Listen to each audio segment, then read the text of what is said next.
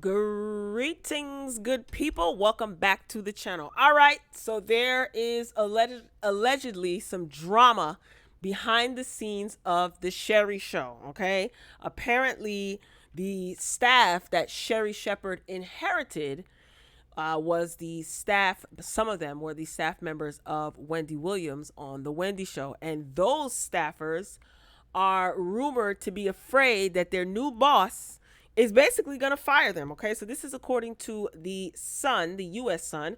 So a source close to production exclusively told the U.S. Sun that there is concern from some staffers who were brought on board to work on Sherri's talk show that their jobs are not secure. Okay, staffers for Sherri have been in her ear saying there should be some sort of loyalty test from the Wendy Williams show holdovers.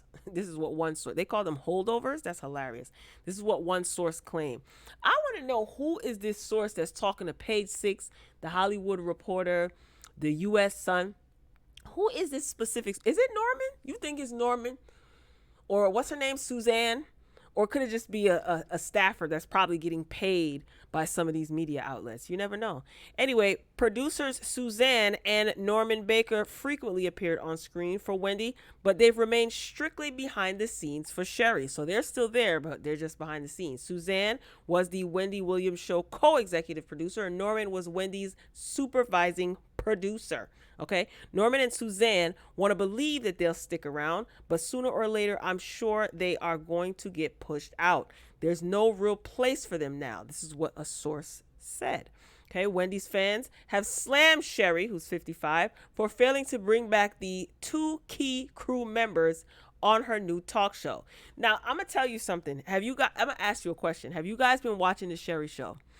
If you haven't been able to catch the Sherri Show, it does premiere on Sherri's YouTube channel at 7 p.m. Eastern time, Monday through Friday. Okay, those comments, they still tearing Sherri up, and the Wendy watchers are in there heavy. My whole thing is, let the girl rock out and do her thing. If you don't like her, then why are you in her comments? But that's a lot of people these days, right? It's too common to be in the comment section of somebody that you don't like, letting them know how much you can't stand them. But anyway, the comedian and former View host daytime talk show Sherri premiered last week, Monday. Sherri's self-titled talk show had its official debut with the Real Housewives of Atlanta star Kandi Burruss. Now, I did a recap last week, and I thought that Kandi should have at least put those gifts in a gift bag, but that's neither here nor there. Let's talk about some of these employees that Sherri inherited. Do you think that Sherri should fire everyone and get a whole new staff? Part of me says yes. A part of me says yes. I think that if it's a problem, if the old staff is complaining and they're bringing up Wendy, well, Wendy didn't do it this way, well, it wasn't done this way, then yes. If not, if everyone is working cohesively and everything is smooth as butter and they like Sherri and Sherri likes them, keep them. As far as Norman being on screen and being her kind of her right-hand man, Sherri being Sherri's right-hand man, that's not necessary. Sherri is not in a position where she can't kind of comedically hold her own. I think everyone is missing hot topics, which I totally understand. We've been spoiled for years with hot topics as the first part of the first segment of the show at that time of day. People are just going to have to get used to a new normal. I just don't watch at this point. Sherri's obviously here. How long she will stay, we don't know. All right. I don't watch. I'll catch clips here and there depending on who the guest is going to be. It has not been added to my DVR roster. I'm just saying. Okay. I can only stomach Sherri in small increments personally, even when she was on The View. But that's neither here nor there. Okay. So I just think, like, if everything is working good behind the scenes, then let it rock. Like, let it rock. I mean, ultimately, it's up to Debmar Mercury. I don't think Sherri's calling the shots like that, right? I still think that she still has to prove herself with the network and with advertisers. The ratings, we got to find out what these ratings are given, okay? So I don't know. I will definitely be keeping up to date on this story. As far as Norman, I think it's good that Norman and Suzanne stay behind the scenes. I think it would be in poor taste if Sherri kind of acts as though she has this great rapport with Suzanne and Norman and have them on the show, adding to her monologue, her intro, and her little comedic stories. I think that would be in poor taste, because then it's really like you trying to give Wendy. You're Sherri, do what Sherri does, okay? Now, switching gears, you guys know who this is, right? If not, this is Kelvin Hunter. This is the ex-husband of Wendy Williams. Now, I did watch this video the other day, and I thought that it was very interesting. And I kind of fast-forwarded and rewinded a couple of parts, and I'm trying to figure out, what is he trying to say? He's dropping hints. He's saying a lot without saying too much. And it seems like he's talking in codes, okay? So this is like 20 minutes and 33 seconds, but I fast forwarded to the 3-minute and 20-second mark. In the beginning, he was just thanking everybody for wishing him a happy birthday. The gist of this live is him basically saying that he's not smoking weed anymore, and he needs to be clear-minded for what's about to take place. I was anxious. I was nervous. Let me know what you guys think. So I'm just going to let this play out, and then the video will end, and then we will meet down and discuss in the comments. All right. So let's take a look and a listen to what Mr. Kelvin Hunter had to say. Like to hear it? Here you go. Oh, come on. Come on. All right, let's get to it. Get to it. I decided to do this live on my G-Day, and I'm going to also record this for my Hunter Publishing page, as I have not found out how to join the lives yet. Today is my solar return, and I'm choosing this day to give my testimony. So on this day, as I am on the other side, I can graciously and humbly say that I'm 51 today. I'm proud of that. You know, some people wish they could achieve this goal. There are a lot of my friends and family that have not reached this pinnacle. So I am graciously, humbly appreciative of reaching this milestone. And I plan on showing a different side of what 51 looks like. So y'all get a good look at it. Because not only are you seeing me in my different environment, in my different headspace, with a different focus, but I'm going to tell you this. Today, I'm proud to say that I have put down marijuana. I no longer smoke weed. This is no slight to the people who indulge in the culture. Because, let me be clear, I've smoked some of the best ganja plants, marijuana, THC, that money could buy, from here to across the water. You know, I have indulged. But on this day and this time of my life, to protect my legacy, what I've built, where I'm going, I need complete focus.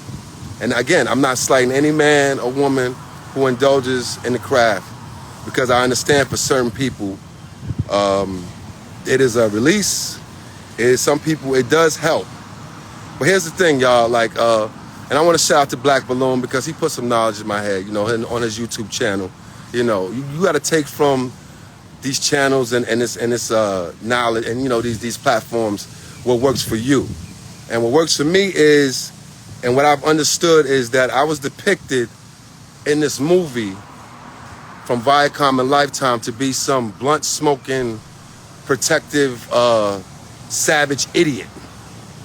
Well, I'm here today to tell y'all that the clarity that I will possess moving forward, for me, for my family, for the people who love me,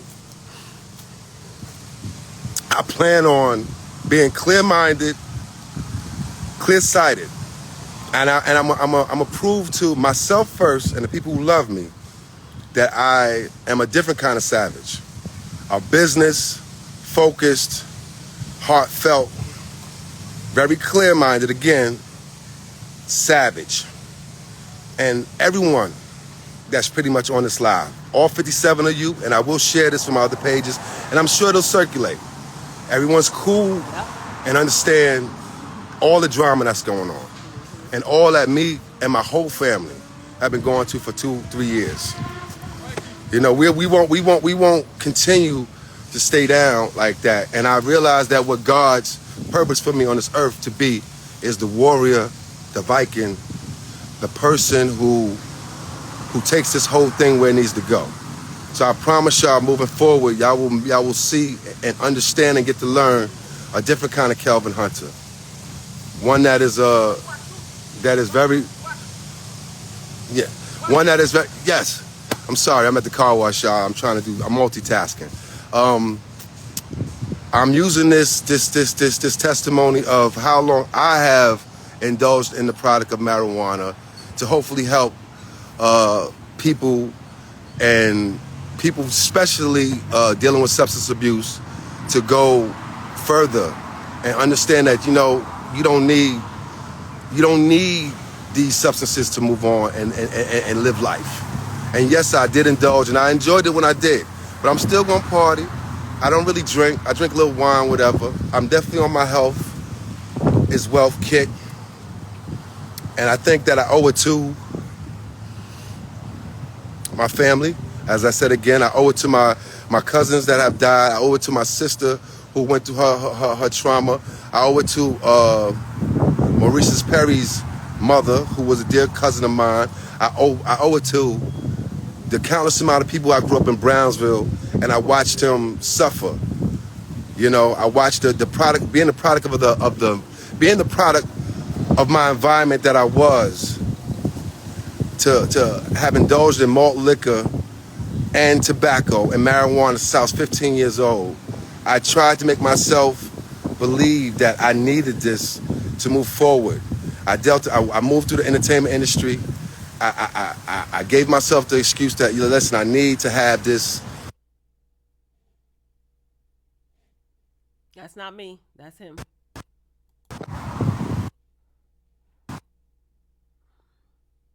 That's his interwebs. I'm trying to do this live. I guess they'll hear about it. I don't need it. And I'm not trying to preach or scream down anybody's throats. But if any of you are looking at me as a living testament and y'all still not me, see that through whatever that I might be looking great or on the other side, that is because I have taken control and realized how responsible I need to be for the rest of my journey. So I'm not going to dwell too much on that. Hopefully you could take a page out of my book and, you know, you could do the same. I will be documenting my journey right now. I'm going through my detoxing phase. You know, weed is not the same as it used to be. It's not the same skunk. It's not the same chocolate. I'm not mad at the gases and all the different strands and whatever that's going on. But for me, while I'm going through my detoxing right now, I'm having headaches. My appetite is jacked. I can't sleep right. And that is not what's supposed to happen when you are inhaling nature's essence. Now, maybe one day when I own my own farm, which I am planning on doing, and I can grow my own plants and raise my own cattle, maybe I might eat meat again. Maybe I might smoke again. Maybe I might. But right now, with where the world's going, I'm choosing not to. I need to be focused for the fight.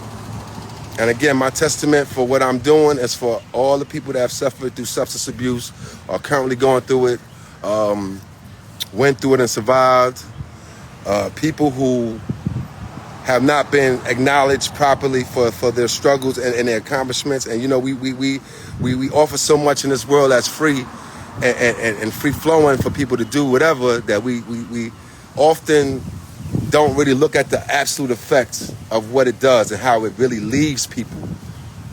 You know? I know what it does. I have family. I have friends, you know? So, you know, there's a lot of my friends that don't know, and I've been going through this privately, and they're gonna say, wow. And you know, just like, you know, when it came to the whole veganism, yes, I've been vegan for 12 years. My son is a huge part of why I'm choosing to change my life. I have to be a better role model to him. I need to, you know, we went through our own situation, and you know, it had to deal with weed, you know, and you know, I'm happy to say that he is a senior going to college, and he's about to graduate soon. Amen. And, as his father, we stand tall and healthy. As far as his mom, everybody's going to have these questions, and I'm not going to dwell on that. She is getting the help that she needs. And hopefully, she'll come out of this a swinger. I know she got it in her. As far as my immediate family, I could not do it without the gracious help of my queen that's representing me now. Sharina Hudson and the family I have. They're everybody's family. Let's be clear. Everybody's family, and I realize that I have to swing the sword for my whole family because there are a lot of people that's trying to exploit what I have built along with my family. I'm not going to let nobody take away from me what's mine no more. And I need to be very focused for the fight that's in front of me. So I'm not going to take a lot of time because, I'm getting emotional. And I told myself I wasn't going to do this. But you know what? A good friend of mine that's known me for 20 years just called me and said, Kev, whatever journey you're on right now, I see your growth. I see your passion. I see a person I never knew before. Keep going. So please don't take my tears for any kind of sign of weakness. Because anybody that know me know that I'm a fighter. And furthermore, to back up what I originally said this week in my stories, and you're going to hear this out of my mouth. This is no slight to whomever else is in the talk show game and doing what they got to do. Uh-oh. But I stand here today on September 17th, 2022, being 51 years old. After running through this, not just music industry, but this television industry for 11 years. And taking something that they would not give me, I had to take it to hold my people down. And I'm going to say this with pride and passion. Nobody, and I mean nobody, will ever bring the energy, the charisma, the passion, the expertise, the talent, and whatever else you want to call it. Like you seen Kelvin Hunter and my ex, Wendy Williams, and the team that was behind us. And I mean the whole team. That includes my current lady now. Because it takes a village. And I'm going to say it. Yeah, I said it. Whoever don't like it, they just ain't going to like it. I don't like it. And I'm going to say it again. Nobody. What the hell Sharina do? No slight to who's there.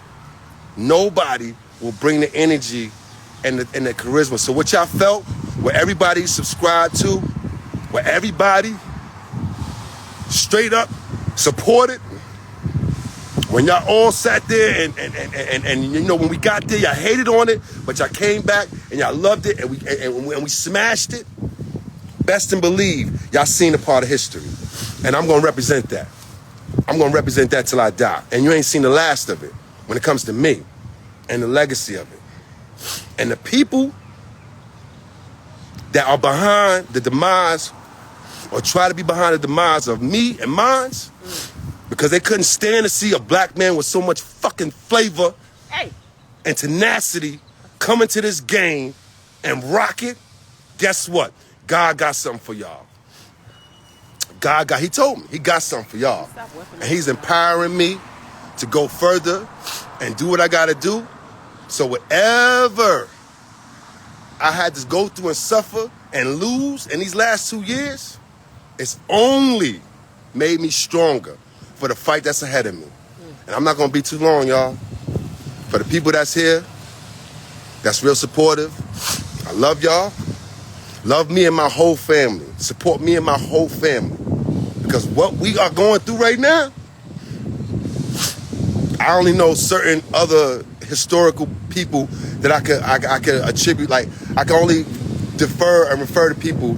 I don't know what Martin Luther King went through. I'm not comparing myself to that, but I know that in the height of Martin Luther King doing what he had to do, the CIA told his woman, oh, he has a bunch of women and he's cheating and you ain't about to get me demonetized, sir. No. Yeah, what do you think he means? Like, what is the fight ahead? What's gonna happen? black people, white people, Puerto Rican, whoever you are, stop acting like you need to run to these entertainment platforms or become part of this like you ain't never seen nothing, like you so thirsty, like it's the end all be all, because trust me, be careful what you wish for. On the other side of that, there's some success, but if you ain't got your foundation tight, if you ain't got your shit all the way together, it will tear the establishment that wants to vigorously control everything will tear or try to tear you down. Be careful what you wish for. I say that with the humbleness and the humility that only me, Kelvin Hunter, can do. And I promise y'all, as I move forward, you will see much more success. You will see, I thank God that as I stand here today, that I've been able to have people know me from Question Mark Entertainment to 53rd West Management to, which, managed some great talent. From Question Mark Entertainment, I was, promoting street flyers, and anybody that remembers that era of Brooklyn when we turned Brooklyn out and had all the stars coming through, yeah, that was my work. And as I move forward, I thank God that I'm able to be a restaurateur, be getting ready to open my first Caribbean vegan restaurant with my brothers, Stush. I shout out to my Caribbean vegan. That's a good idea. But I don't know. That's pretty much the gist of what he was saying, child. I don't know. Something is getting to him. And it makes me think that something is about to happen. But what? I guess we just have to wait and see. This, not David from Seinfeld, Larry David's story, as told by Annette Phillips, is going to be mind-blowing. He's just talking about some of the stuff that he has coming out. What do you think? You think he's doing like damage control? Do you think he's scared because of what's happening to Wendy? Drop down in the comments and share your thoughts. I know this was longer than I anticipated, but I wanted you to hear exactly what he was saying. Hold on, let's listen back in. And stories to bring. So I'm not stopping, and I thank God for my blessings and the success that will still happen through whatever. And I'm happy. Don't let these tears fool you. I'm glad to be sharing my story. Thank y'all, because I'm not going to make this, too long. I have moved on. I am continuing to move on. Excuse my passion, because I care. But don't get it messed up. I care and I love and I fight for what I love. And I wish everybody on this live that's here a gracious, health and wealthy day. Continue to fight and go for your ambitions. Positive vibrations to everybody, and just take my story and testament, however you want to use it, however you want to feel it, however you want to do it. You know what I'm saying? All right, that's pretty much the gist of it. I think something is awry. I think something that's making him uncomfortable, that he feels he has to get ready for, and he needs to be completely cleansed and detoxed. He needs all of his clarity. Something is awry. Something that is going to probably not shock us, but maybe shock us, but obviously it's going to affect him in an uncomfortable way, okay? Because he's ready for a fight that is ahead of him, he said. So he's anticipating something. So I was just trying to kind of read in between what he was saying. I just don't know, y'all. What do you think that this is all about? Do you believe him? Do you feel that he has turned over a new leaf? Hopefully he has repented and he's made peace with his past. That's his journey and his burden to carry, all right? That has nothing to do with me. But I'm just looking for blues clues as to what the heck is going to happen, because I just don't feel right about any of this, any of what is going on with Wendy Williams. Especially there's been videos surfacing, articles surfacing left and right ever since August. I've been saying that over and over again. So I don't know. Obviously, he's gearing himself up for something. Is it court? Is he still suing Debmar Mercury? Do you even care? Drop down in the comments and let me know what you think. As far as Sherri Shepherd is concerned, listen, at this point, if you feel like you need to get new staff, You're going to have to get that past Debmar Mercury, and they're going to make it do what it do. But I think that Sherri herself is on a probationary period. I think they are pouring a lot of money into the Sherri Shepherd Show, and they want a return on investment. So I don't think Sherri is going to be axing anybody. I don't even think she has that power to do so. Not just yet. All right, y'all. That's all I got. Ain't got no more. I'm signing off. I love you for watching.